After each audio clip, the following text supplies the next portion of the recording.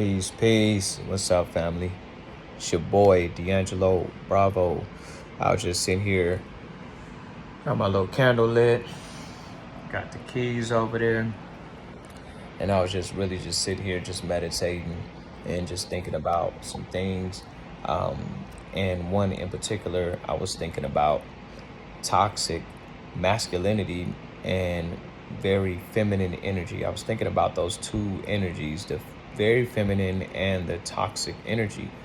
And what I noticed between the two, particularly speaking in masculine energy, I was thinking about how when we talk about when a woman is very boisterous or when a woman is very strong, very independent, or very vindictive or very petty, we like to say that, oh man, like if a man is doing it, we like to say that, oh man, that's you're acting like a female. That's a very feminine trait that you acting like, brother. But in all actuality, that energy is very masculine. It's a toxic masculinity actually, and it's not feminine at all. It's very boisterous, it's very strong, it's very vindictive, and it could be very deceiving.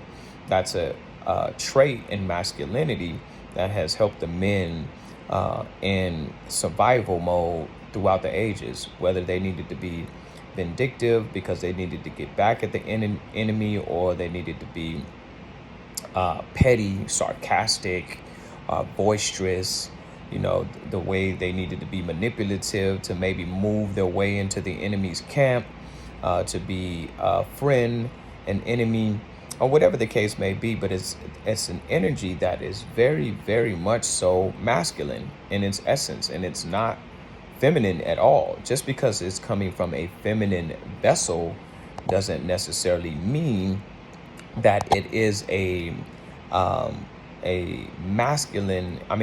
feminine energy. It's very toxic.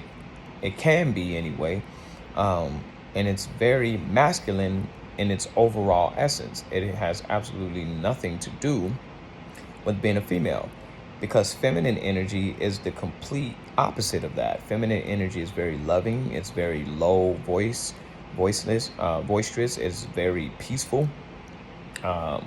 It's not condescending. It's not petty. It's none of that. So when we try to relate these things to women, it's not in its true total essence. It's not feminine.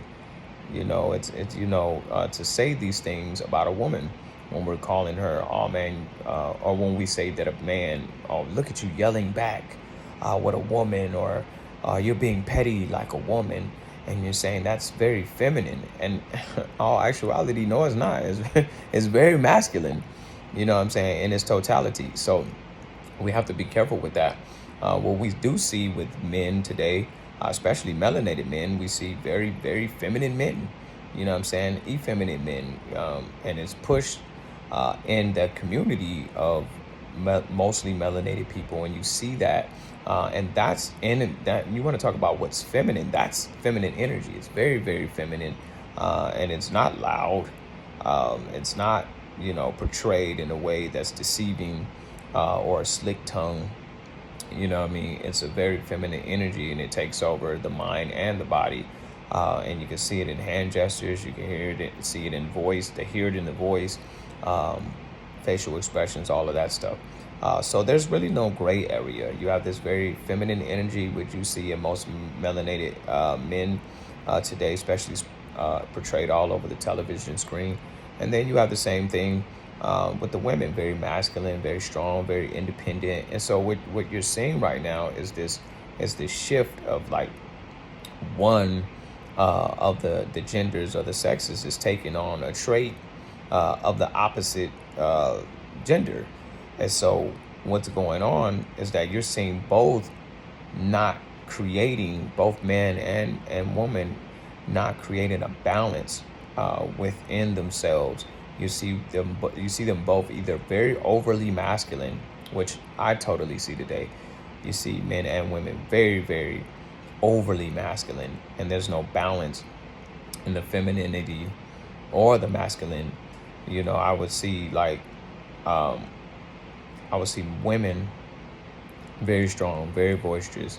Um, if I always hear if I had a man around, I would have no need to be feminine. But I find that I don't find that statement to be true at all.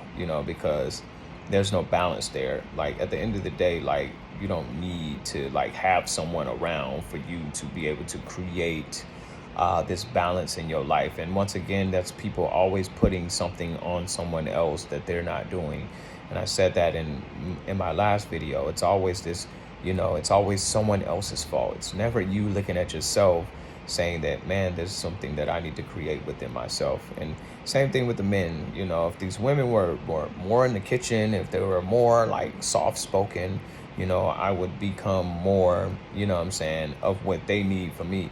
But this is the thing, like you both need to practice these things in your own self-evaluation, in your own self-shadow work, in your own self-examination, in your own closets, to be able to work on yourself. This is where the shadow work is coming in. But the problem is that everyone's looking for the other person to upgrade them or to match them or whatever it is, instead of actually having them do the work within themselves. So yes, we living in a time now where you're starting to see um, more of masculine, and masculinity in its essence, in its totality, in its true trait is very destructive. And it's purposeful, when needed, because it's there to protect. It's there to, what I'm saying, to be in survival mode when it needs to be, what I'm saying, and it's there to exude firmness, what I'm saying, within the family structure, within the structure of business, anything where it's going to be needed, where things need to get done, where things need to be fixed. And then, you have the nature of the femininity, where the woman is soft, what I'm saying, where she brings that balance, where she brings that level headedness, and they help to bring that man down into that area. So therefore, we need each other. And this is why you see this very strong spirit of separation between the man and the woman, because they're both overly active in the opposite role that they are naturally being given into. And so therefore, you don't see them create balance.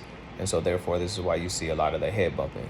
And so I wanted to share that. I just wanted everyone to really take the time out to just think on those things. What I'm saying? Start doing the shadow work, men. Start to, because you're masculine, start to work on the part of your feminine aspect, man, that's inside of you.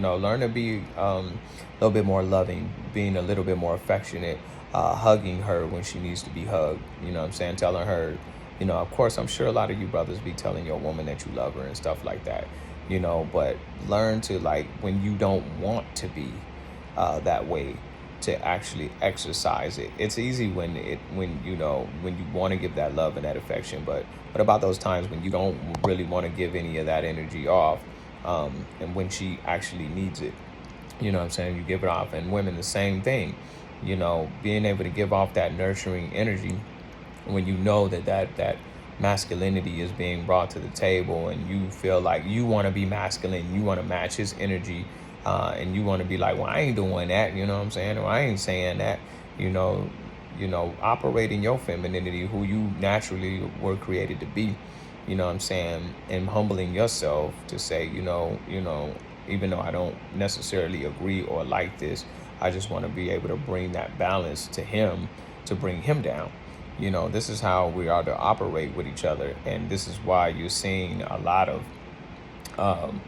fighting and a lot of head bumping and a lot of battle of the sexes between the men and women today, because ego is at the top of the chain. There's no humility between the two.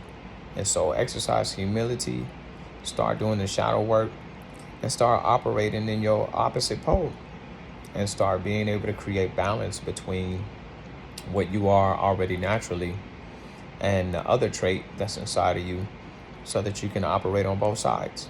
What I'm saying? So I just wanted to share that, man. What I'm saying? It's like we really need to start looking at what true masculinity is, what true toxic masculinity is, and what true feminism is.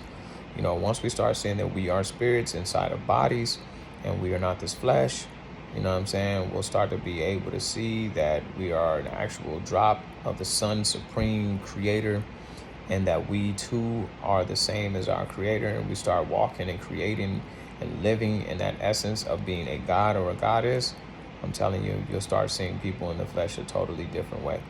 So, as always, if there's anything that you cannot afford to lose on this plane of existence, make sure that it's not your open mind. Shalom.